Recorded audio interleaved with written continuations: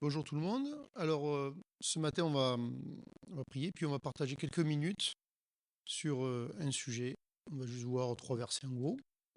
Seigneur, on veut te remettre la suite de cette matinée, ces quelques minutes, et on te prie pour que tu sois dans ces paroles, pour toucher nos cœurs, pour nous construire dans notre relation avec toi. Amen. Alors, on va lire un verset dans un livre que vous lisez tous les jours, 2 Chroniques, chapitre 33.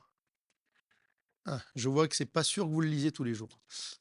Moi non plus, pas forcément. Mais en tout cas, en 2 Chroniques chapitre 33, je vais vous lire juste deux versets, et puis on ira voir d'autres choses, mais j'ai trouvé ça très intéressant en fait. Oui, 2:33, mais versets 15 et 16. Si je vous dis pas les versets, c'est un peu plus compliqué. Donc versets 15 et 16, en fait, sérieux, il est parlé d'un roi de Juda.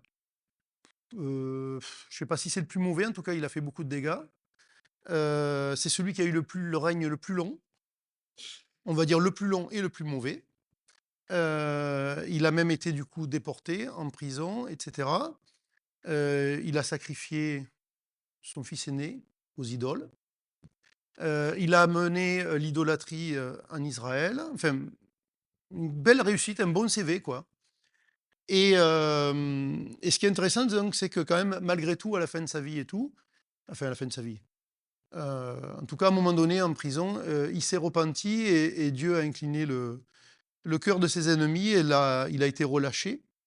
Et, et puis, il est revenu et il a eu brièvement une influence un peu meilleure. Et donc, au verset 15 et 16, c'est lui qui parle. Et il dit, enfin, c'est lui qui parle, on parle de lui plutôt. Il fit disparaître de la maison de l'Éternel les dieux étrangers. Donc, ça veut dire que dans le temple, il y avait des idoles étrangers, tout simplement et l'idole, et il renversa tous les autels qu'il avait bâtis, donc c'est lui qui les avait bâtis, sur la montagne de la maison de l'Éternel, et à Jérusalem, et il les jeta hors de la ville.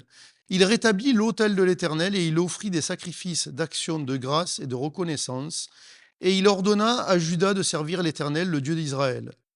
Le peuple sacrifie bien encore sur les hauts lieux, mais seulement à l'Éternel, son Dieu. Le reste des actions de Manassé, sa prière, et cetera, voilà, je vous laisse lire. On le voit dans le livre d'Ésaïe. Et en fait, la chose qui m'a arrêté pour ce matin, c'est que, comme je vous ai dit, il a un CV assez sympathique, ce garçon.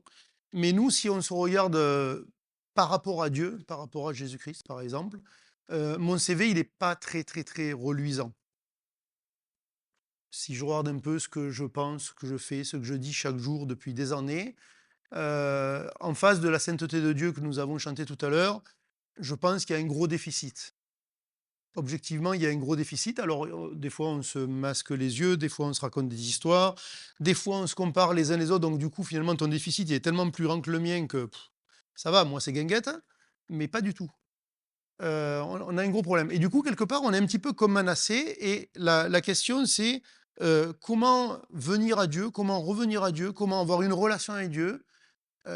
C'est quoi notre relation avec Dieu? Et en pensant à Manassé, parce que du coup, c'est un peu, c'est moi mauvais en exacerbé. Donc vous savez, quand on caricature, des gens ou des situations, c'est pour, mieux voir la chose, en fait.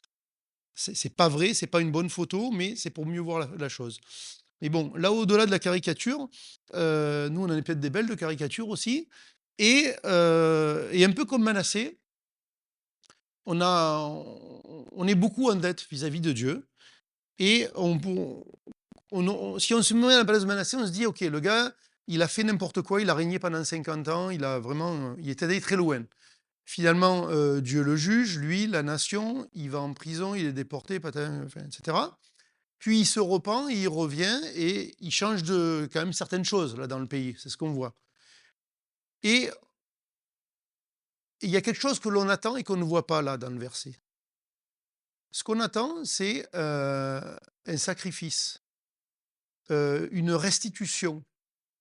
Ce qu'on attend, c'est un remboursement, en fait. Et nous, vis-à-vis de Dieu, quand on réalise à quel point nous sommes pécheurs, OK, on va se repentir, mais derrière, on a peut-être tendance à vouloir fabriquer une restitution ou un remboursement devant lui. Et ce qui est très intéressant ici, c'est qu'il n'y a pas de remboursement, mais il y a autre chose. Alors, il y a des changements d'attitude, hein. Il enlève les idoles, il nettoie le temple. Sur la montagne, c'est que à l'Éternel qu'on adore. Et puis, il demande au peuple, alors qu'il l'avait amené dans l'idolâtrie, il lui demande de changer d'attitude et d'adorer Dieu, d'adorer le seul vrai Dieu. Donc, je veux dire, il y a des choses qui changent. Il met des choses en place. Mais il n'y a pas une forme de remboursement ou de restitution dans sa vie personnelle, en tout cas qui nous est dit ici. Mais il est dit autre chose. Au verset 16, il est dit, il rétablit l'autel de l'Éternel et y offrit des sacrifices d'action de grâce et de reconnaissance. Et il ordonna à Judas de servir l'Éternel. Des sacrifices d'action de grâce et de reconnaissance. Vous savez, dans les sacrifices qui étaient demandés dans la loi de Moïse, la plupart étaient sanglants et ils étaient pour une forme de paiement vis-à-vis du péché. Mais il y en avait un qui n'était pas pour ça. Et c'est celui qu'il amène ici. C'est le sacrifice d'action de grâce. Il n'était pas sanglant, c'était pas un animal, c'était plutôt du gâteau. Et, euh, et en fait, ce que je veux dire, c'est que, et on va voir deux autres versets pour voir ça, euh, comment est-ce que je vois ma vie chrétienne et ma relation avec Dieu? Est-ce que je la vois dans je suis en déficit, donc il faut que je rembourse? Et avoir une bonne relation avec Dieu, c'est, on va dire, c'est au moins, je ne vais pas dire que c'est remboursé, parce qu'on sait qu'on ne va pas pouvoir rembourser, mais c'est au moins, je suis en train de rembourser. Quelqu'un a une dette, il n'a pas payé son loyer pendant des mois, s'il continue de ne pas payer, il va avoir des gens qui ne vont pas être contents autour de lui, il va avoir une procédure judiciaire, etc. Mais si il va voir le propriétaire et il commence à rembourser, il est encore loin du compte, hein, mais c'est pas la même chose. C'est pas la même chose. Mais Dieu ne nous demande même pas ça. Notre relation avec Dieu, c'est un sacrifice d'action de grâce. C'est de la reconnaissance. Et du coup, comment est-ce que je pense dans ma tête? Comment est-ce que je vois ma vie? Comment je vois la vie des autres? Et comment je vois la vie en général? Parce que si je dois faire un bilan, bon, on va dire un peu naturel, objectif, on va appeler ça objectif. Une objectivité subjective, en fait. Mais bon, c'est objectif. Il y a beaucoup de mal à dire sur ma vie, alors sur ce monde, n'en parlons pas. Mais soit je regarde ça, soit je regarde ailleurs. Et est-ce que je regarde à la reconnaissance? Vous connaissez la plupart doivent connaître ce chant, comment c'est? Je vais pas vous le chanter, mais je vais essayer au moins de vous sortir les paroles. Je me ah oui, je compte les bienfaits de Dieu. Non, compte les bienfaits de Dieu et mets-les tous devant tes yeux. Et en fait, la vie chrétienne, ça doit être ça. Ça doit pas être combien j'ai restitué, ça doit pas être combien je me suis amélioré, ça doit pas être combien je fais pas trop de bêtises ou moins qu'avant. Mais tant mieux, hein, si on en fait moins, c'est super. Je veux dire, ça fait partie du lot. Mais c'est pas ça le truc. C'est est-ce que ma vie, est-ce que je la regarde en termes de reconnaissance devant Dieu de ce qu'il a fait dans ma vie? Alors, ben, vous dites, oh, mais non, mais qu'est-ce qu'il a fait? Ben, déjà, a priori, il t'a sauvé. Déjà, pour le coup, c'est lui qui a payé le remboursement sur la croix. Et vous savez quoi? Euh, nous n'irons nous n'irons jamais à un endroit où nous ne voulons pas aller. Ça s'appelle l'enfer. Et nous n'irons pas.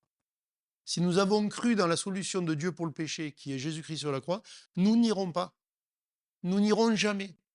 Jamais, jamais. Nous méritons d'y aller, mais nous n'irons jamais.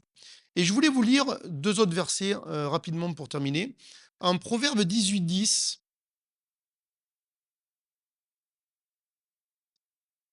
si je ne vais pas dire dans le bon sens, voilà. 18, 10. C'est un verset qui est connu, mais je vais juste vous le commenter brièvement par rapport à ce que je dis là, en fait. Proverbe 18, 10, il dit, le nom de l'Éternel est une tour forte. Le juste s'y réfugie et se trouve en sûreté.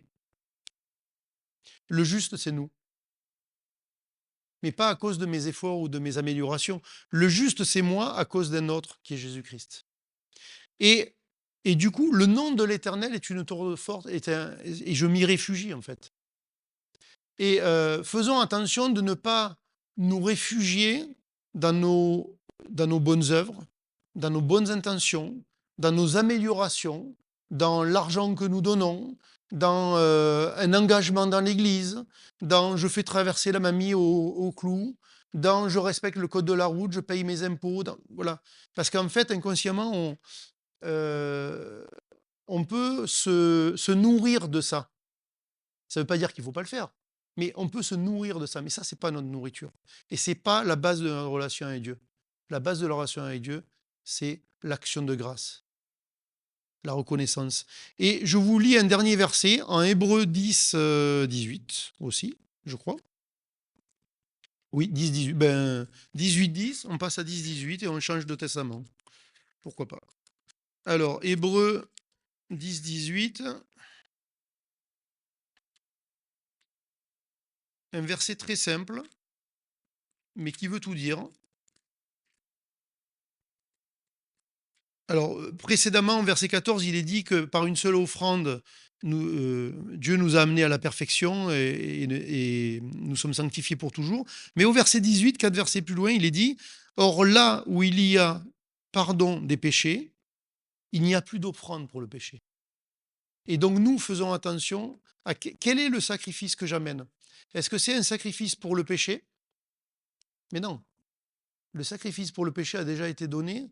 Il n'y a plus de sacrifice pour le péché. Il n'y a plus, et je vais rajouter, il ne peut pas y avoir. Parce qu'on pourrait dire, ben, il n'y a pas, il a décidé, mais en fait, il y a quand même moyen d'eux. Non, non, non, il ne peut pas y avoir. On ne peut rien rajouter à l'œuvre de Christ. Rien. Nous sommes juste en position devant lui et pour l'éternité. Et nous verrons, une fois cette vie passée, nous verrons ce que nous sommes réellement devant lui. Vous voyez? Et donc, je veux vous laisser avec ce mot, action de grâce, reconnaissance. Ma relation avec Dieu, elle doit être établie là-dessus. Quand je pense à Dieu, je dois penser à ça. Ici, en Proverbe 18-10, quand il est dit le nom de l'Éternel est une tour forte, le juste s'y réfugie. Le nom de l'Éternel. Le nom de l'Éternel, le nom, ça caractérise toute la personne. Réfléchissez à qui est Dieu. Ce qu'est Dieu, c'est ce qui est mon refuge. Parce qu'il m'a justifié. Je n'ai pas à me justifier. D'accord? Donc, l'action de grâce. Et on arrête avec ça. Amen.